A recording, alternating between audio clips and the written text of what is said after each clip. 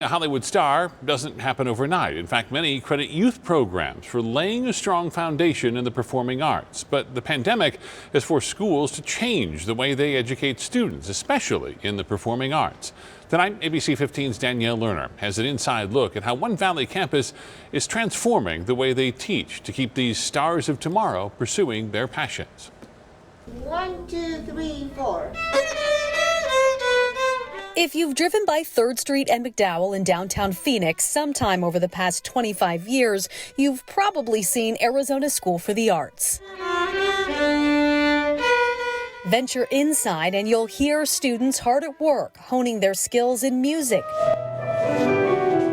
dance, and theater. We do have some of our graduates in Hollywood. But head of school Leah Fraguglia says don't let the name fool you. Only about 15% of students here go on to a career in the performing arts, with many others trading the stage to headline careers in STEM fields or humanities. Senior Aaliyah Thompson-Mazio is one of those students. I can use my studies in movement and dance to study prosthetics.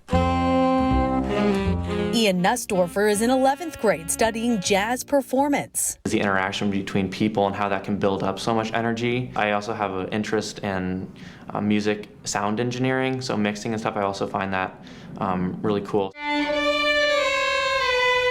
Like students across the country, Aaliyah, Ian, and the more than 800 students on ASA's campus spent most of the past year learning remotely and just returned to campus full-time on April 12th. I was dancing in my dining room, which is about an 8x8 foot space, so not a lot of space. We try to replicate our classes as much as possible in the remote environment. However, we made changes. We've really learned how to focus on what is essential to our programs, and that's both on the academic and the performing arts side. 1/8 note is how much of a beat? Band classes now practice outside. Dance and choir take over one of the parking lots, at times extending to a newly rented space in the church next door. And some students have chosen to remain remote. We saw firsthand teachers instructing online and in person at the same time.